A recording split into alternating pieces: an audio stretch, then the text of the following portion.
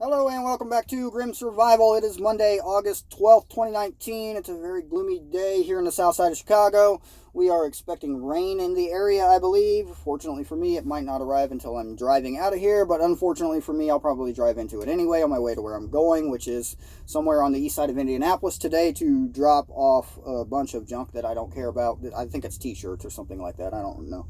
Anyway, today we're going to make a video about nuclear fallout. Nuclear fallout should be talked about. It used to be talked about quite a lot. If you're old enough to remember Cold War era, anywhere between the 50s and the 80s typically is the general idea. People even in elementary schools used to talk about nuclear fallout, what to do if there was a nuclear explosion of any type.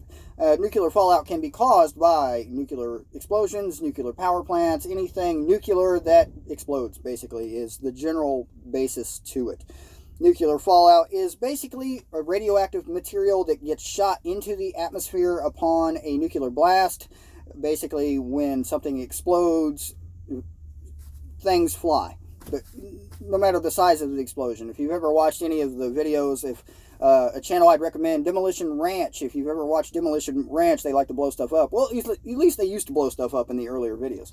But Demolition Ranch, if you watch any explosion ever, you'll see that no matter what kind of explosion it is, particles fly up. And in an event of a nuclear blast, particles fly way up into the atmosphere. So, not to mention the fact that they're radioactive. Because of the nuclear properties of nuclear explosions, anything flying up in the air right around a nuclear blast is radioactive and is deadly to humans. Literally deadly. If you are exposed to nuclear particles, you will likely not survive very long. Nuclear sickness is what you're going to get, or radiation sickness is what it's called, is what you're going to experience if you get exposed to a low dose of nuclear particles. But you're probably not going to survive that either. Nuclear sickness is going to be, you're going to be delirious, you're not going to be able to think straight, vomiting, hives, just all kinds of very bad symptoms. Think of the flu mixed with a stomach virus, mixed with a rash, mixed with being psychotic, all rolled into one. Radiation sickness. There you go. So, it's a bad thing. I should probably make a video on situational awareness just because this guy just tried to get in my truck. He was actually parked next to me and he thought this was his truck because most semi-trucks are white for some odd reason. I don't know why. But, yeah, I guess situational awareness will be a video for another time. Fortunately, he did not get in my truck because that would have probably been bad. Although it wasn't, it was an accident or everything, but if you startle somebody when you're trying to get into their vehicle, it's probably not a good idea. But anyway, back to the point. Nuclear fallout and how to survive it. Can you survive nuclear fallout? Yes. Can you survive a nuclear blast? Only if you're far enough away. So, what happens after the things get shot into the atmosphere after a nuclear blast, and we're just going to talk about nuclear explosions from nuclear weapons at this point, because it would probably function a little bit differently from a nuclear power plant, just the fact that you would probably have more warning if they tell you. Anyway, so all the particles get shot up into the atmosphere, the wind catches it, moves it around, the planet's spinning, it moves it around. Basically, it's going to come back down. It has no choice. It's coming back down. If you've ever heard of gravity, you know what I mean. So these nuclear particles can consist of anything. It can be dirt. It can be pieces of building. The grim aspect of it is, most people in any kind of a nuclear blast are going to just be outright vaporized. So particles from vaporized people will probably be in the atmosphere also. And it's going to rain back down, essentially. And it's going to come down somewhere. So if it's coming down near you, let's just, for example, if you're in Chicago or you're east of Chicago, nuclear blast happens in Chicago, the wind's blowing southeast that day. Anywhere southeast of Chicago, which is going to consist of northern Indiana, probably about central Ohio, they're going to get nuclear fallout. And it depends on how far it travels, is going to depend on the wind that day. If it's a very calm day, it may only travel a couple hundred miles. If it's a very windy day, or if it hits a jet stream, it can shoot all over the planet. It really can. So nuclear fallout and how to survive it. Well, the best way to survive nuclear fallout is don't be in it. The second best way, if you're trapped in nuclear fallout, underground. Be in a basement, be in a bunker, which would be the best idea. Be away from the outside. You don't want any of the stuff touching your skin. You don't want to touch it. You don't want to touch anything around it. If you think that you might have been exposed to nuclear particles, go into the underground facility, strip off all of your clothes, set them on fire at your earliest convenience, wash your body in clean water. Make sure you know the water is clean. If the water has been exposed to nuclear particles, it is irradiated and it will kill you quicker. If that is your goal, I would not suggest going out into nuclear winter and trying to be killed. It will be painful. It will be extraordinarily painful. If that is your goal and you have no will to live, I would strongly suggest that you save a bullet for yourself, because nuclear sickness is not going to be a pleasant experience, even if you did it intentionally. And a lot of people, and the reason I say this is a lot of people I've talked to, when I say, what would you do in an event of a nuclear blast, they say, I wouldn't want to survive it. Most people just, they've seen the movies, they've seen, the apocalyptic BS that people put out there. And you got to take it with a grain of salt. Some of it's accurate, a lot of it's not. So, even this video, I'm reading this as we go. I have read this before. There is nuclear books. They're basically pamphlets, or I guess it's kind of like a book that the United States government put out for its military personnel and military families back in the Cold War era. This was probably back in the 50s and 60s.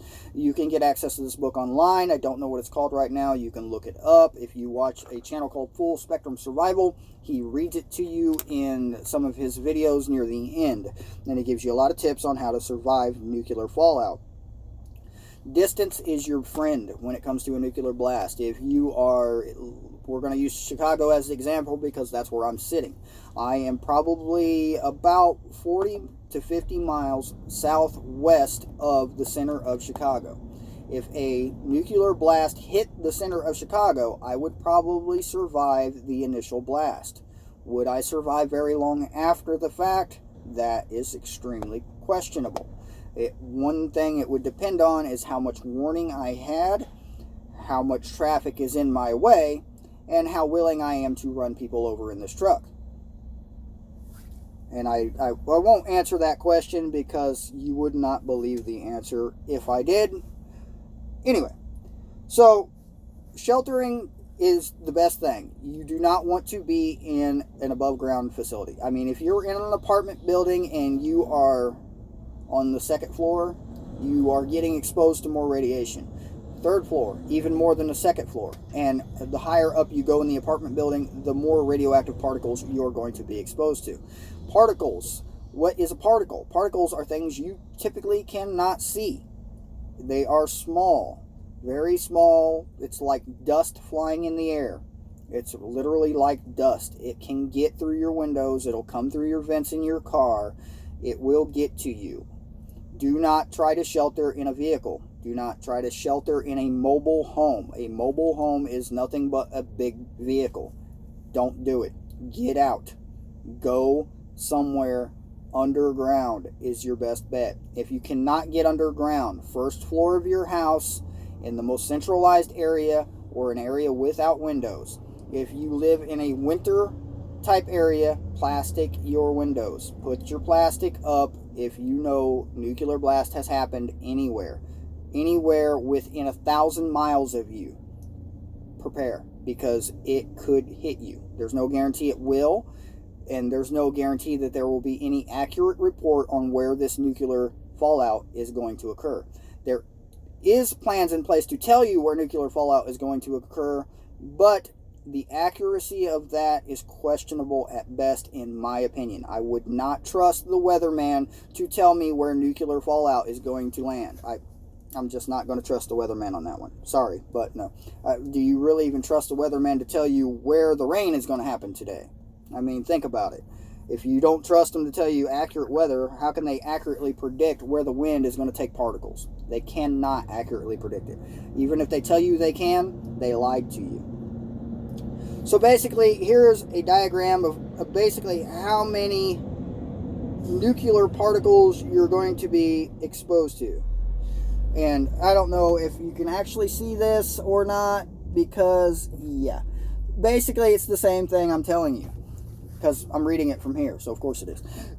You're not going to want to be in the upper floors of any kind of a building. First floor and underground in a basement is your best bet. If you have a basement, be in it. If you do have a basement, make sure your provisions are there. Nuclear fallout and radiation poisoning can be detrimental to humans 1 to 5 years later. That's dependent on how much falls. If you have 1 year of supply of food in your basement, you're going to be better off than the guy who has no food on the second floor of his house, who's watching TV and hoping it doesn't come to you. So, basic preparedness. If you are one of the people who think that nuclear war is going to happen and you believe that that is an inevitability, it will happen, and that is where you center your preps. I'm sure you already know all of this, and I'm sure you're centering your preps in an underground facility so that you can shelter in place underground for 1 to 5 years. 5 years worth of food for your entire family in a basement is not an easy thing to do unless you have a lot of money and time to spend. I don't. So I do not even have a basement. If nuclear fallout was to occur and I had an advance warning that it was coming toward me, I would take my family and I would bug out immediately. If I could not bug out, what are you going to do? If your children get nuclear sickness and they start being delirious and vomiting all over the place, and what are you going to do? Seriously. It's grim, because somebody's going to die. Somebody you care about will die in that scenario. It will happen. The first 24 hours, that's your key. Be in your place within the first 24 hours. If you have a bug out location, and let's say your bug out location is somewhere that you don't believe things are going to happen, or you have an underground facility somewhere away from your home, then definitely head toward it. And don't wait to see where the nuclear fallout's going to happen. Nuclear explosion has happened. Nuclear power plant, nuclear blast, nuclear weapon, whatever. Go immediately. Even if you hear on the news a nuclear warning for a state 500 miles from you, leave. Go to your bug out location immediately. Immediately. Wherever the main source of your supplies is, preferably in an underground facility for nuclear fallout, is where you want to be. But first floor of your building, if you don't have a basement, first floor, Gorilla tape and duct tape are your friend. Buy rolls of plastic. Seal your windows. Seal your doors. Staple and tape. Staple and tape. Seal it all. Heavy blankets if you don't have plastic. If you live in a southern area, you probably don't have a lot of plastic, but you can still buy it. Do that now. If you're really thinking that a nuclear blast could happen, and it really could.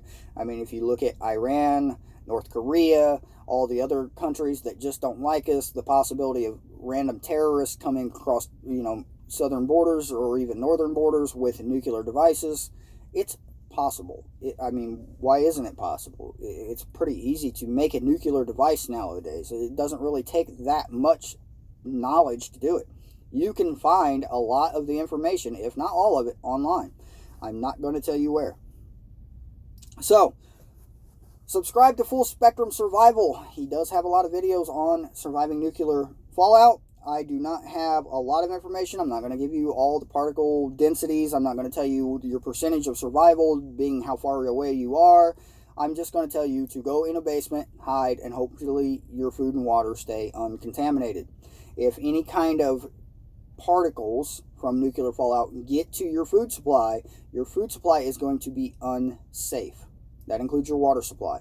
If you have outdoor, if you're relying on a retention pond or a well, you better store that water in jugs in that basement or in your home somewhere, because any kind of outdoor water is going to be contaminated in nuclear fallout, and this is going to include your well, because all it's going to take is nuclear particles to land on the dirt above your well, and then to rain. It's going to seep in. Eventually, it may take a week, it may take a month, it may take a year, but eventually your water is going to have nuclear particles in it. It's just inevitability. It's going to be radioactive. So be underground. That is the best way to survive any kind of nuclear fallout. Be underground. The best way to survive a nuclear blast is, be extremely far underground in a hardened facility, because a nuclear blast is going to vaporize you if you're within a mile of it. I mean, quite literally vaporize you. You will be the particles that are raining down on the next guy. Literally. And yes, that is about as grim as I'm going to get today. That you will, if you're anywhere near a nuclear blast, you will become nuclear fallout. That's what you will be. So congratulations if that happens to you. You do not have to suffer through nuclear sickness or all the crap that the rest of us will have to put up with at the end if we are lucky enough to survive. But I guess that is questionable on if that's good luck or bad luck. You'll know when you see it, I guess. But prepare. Just be prepared for anything. Prepare for economic collapse, prepare for nuclear explosions, prepare for your neighbors being crazy. It doesn't matter. If your neighbors are crazy, you should probably be prepared for that. Buy a gun. I don't know. But that's it for me today. Hope you enjoyed the video. Thank you all for subscribing. Remember, survival is very grim. It's not all sunshine and rainbows.